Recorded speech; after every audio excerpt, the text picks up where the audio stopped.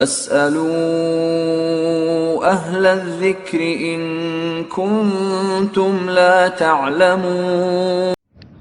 ওয়ালাইকুম আসসালাম রহমতুল্লাহি ওবরাকাতু। শহীদিন শিখি গ্রুপ নং 11-তে সিঙ্গাপুর থেকে ভাই জাকারিয়া প্রশ্ন করেছেন বাংলাদেশে তার এক বড় ভাইয়ের পক্ষ থেকে যে জবাইকৃত গরু ছাগলের কোন কোন জিনিসটা খাওয়া যায় না, কোন মাংস খাওয়া যায় না। আমাদের এখানে একজন বলছেন যে গরুর লেজ, জবাইকৃত গরুর লেজের মাংস খাওয়া যাবে না। বিসমিল্লাহ ওয়াসসালাতু ওয়াসসালামু আলা রাসূলিল্লাহ ওয়া আলা আলিহি ওয়া সাহবিহি ওয়া মান ওয়ালা। সম্মানিত সকল দিনী ভাই ও বোনেরা, আল্লাহ রাব্বুল আলামিন আমাদের জন্য যা কিছু হালাল করেছেন সেটা হচ্ছে হালাল, এবং যা কিছু হারাম করেছেন সেটা হচ্ছে হারাম। দুনিয়াতে আল্লাহ রাব্বুল আলামিন আমাদের দুনিয়ার জীবনের সাথে সংশ্লিষ্ট অসংখ্য বিষয়কে তিনি আমাদের জন্য হালাল করেছেন। অর্থাৎ দুনিয়ার সমস্ত বস্তুর আসল হচ্ছে হালাল। একমাত্র যেগুলো শরীয়তে হারাম করেছেন, কোরআন এবং হাদিসের দলিলে যেটা হারাম সাব্যস্ত হয়েছে সেটাই শুধু হারাম, আর বাকি দুনিয়ার সব বস্তু হচ্ছে হালাল। আর এটা হচ্ছে দুনিয়াবির বস্তুর ক্ষেত্রে। আর ইবাদতের ক্ষেত্রে তার আসর হচ্ছে হারাম। একমাত্র আল্লাহ রাব্বুল আলামিনের জন্যই ইবাদত করা হচ্ছে হালাল, এবং তিনি রাসূলের মাধ্যমে যেভাবে ইবাদত করতে বলেছেন সেভাবেই ইবাদত করা হচ্ছে বৈধ। আর বাকি আল্লাহ ব্যতীত কোনো কিছুর ইবাদত করা হচ্ছে হারাম, এবং রাসূল সাল্লাল্লাহু আলাইহি সাল্লামের পদ্ধতিতে ইবাদত না করলেও সেটা কবুল হবে না, বা সেটাও ঠিক অবৈধ বা ঠিক নয়। এজন্য দুনিয়ার আসল হচ্ছে হালাল। একমাত্র যেটা ইসলামে হারাম করেছেন, দলিল প্রমাণে যেটা হারাম প্রমাণিত হয়েছে সেটাই শুধুমাত্র হারাম, বাকি সব হচ্ছে হালাল। স্বাভাবিক জিনিসের হুকুম হচ্ছে হালাল। তো রাসূলুল্লাহ সাল্লাল্লাহু আলাইহি ওয়াসাল্লাম বলেছেন যে উহিল্লাত লানা মাইতাতান ওয়া দামানে, যে আমাদের জন্য আল্লাহ রাব্বুল আলামিন দুটি মৃত্যু এবং দুটি রক্তকে হালাল করেছেন। দুটি মৃত্যু হচ্ছে আল হুতু ওয়াল জাররাদু, যে পানিতে বসবাসকারী মাছ মৃত্যুবরণ করলেও সেটা খাওয়া যাবে। আর এখানে জাররাদ হচ্ছে ডিড্ডি পোকা, যেটা ফড়িংয়ের মতো কিন্তু একটু বড় আকারের, যেটা আরব বিশ্বে পাওয়া যায়। ওয়াদ্দামানে, যে দুটি রক্তকে আল্লাহ হালাল করেছেন খাওয়া, সেটা হচ্ছে কলিজা এবং তিহাল, যেটা ফ্যাকসা বলা হয়। কলিজা এবং কলিজার মতোই কিবদা এবং তিহাল। কিবদাকে বলা হয় বাংলা হচ্ছে কলিজা, আর তিহাল যেটা ওই জিব্বার মতো লম্বা করে, সেটাও কলিজার মতোই রং, সেটা এই দুটাকে হালাল করা হয়েছে রক্তের মধ্যে থেকে। তাই কলিজা এবং তিহাল এটা খাওয়া হালাল। হারাম যেটা জবাইকৃত পশুর মধ্য থেকে যেটা আল্লাহ আমাদের জন্য হারাম করেছেন, সেটা হচ্ছে দামুল মাসফুহ। আল্লাহ রাব্বুল আলামিন কোরআন কারিমে বলেছেন যে দামা মাসফুহান আও লাহমা খিনজির, যে জবাই করার সময় যে রক্ত প্রবাহিত হয়, ছিটকে পড়ে, এই রক্ত খাওয়া হারাম। যেমন শুয়োরের মাংস খাওয়া হারাম, এটা কোরআন দ্বারাই প্রমাণিত।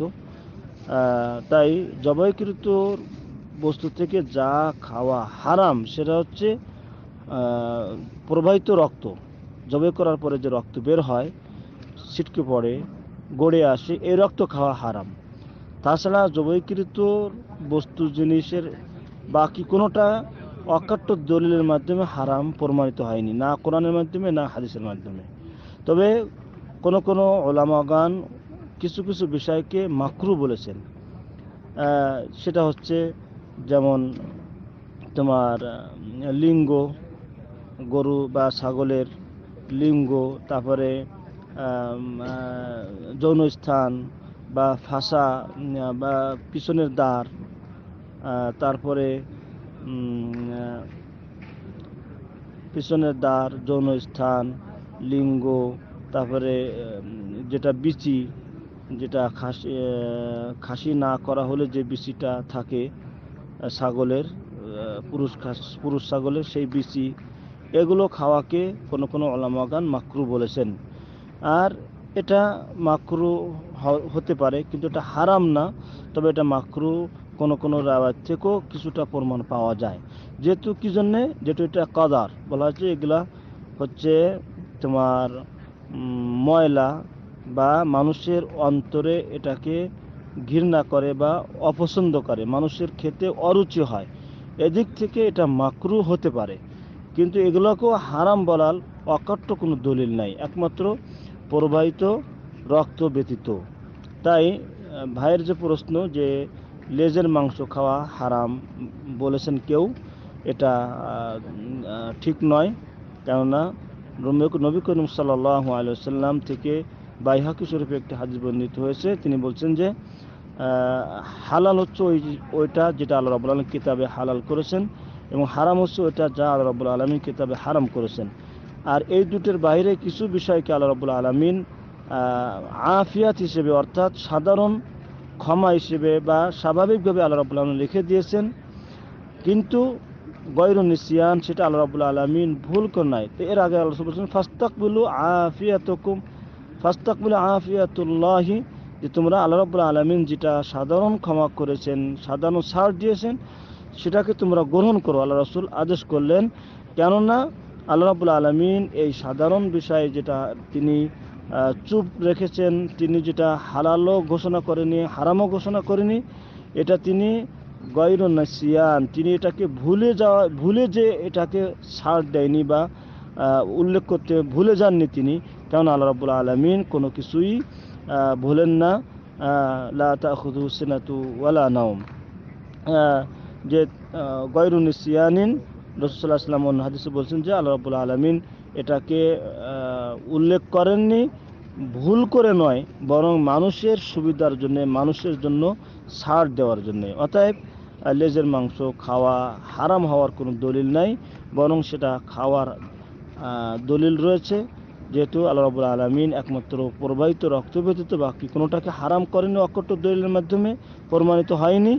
তবে যে সমস্ত বিষয় মানুষের অরুচি হয়, যেমন লিঙ্গ বা পিছনের দ্বার বা বিচি, সেটা যদি কেউ না খায় তাতে কোনো দোষ নাই, যেহেতু সেটা মাকরুর মধ্যে পড়ে, যা অন্তরে পছন্দ হয় না খাওয়ার। আল্লাহু আলাম। আসসালামু আলাইকুম ওয়া রাহমাতুল্লাহি ওয়া বারাকাতুহু।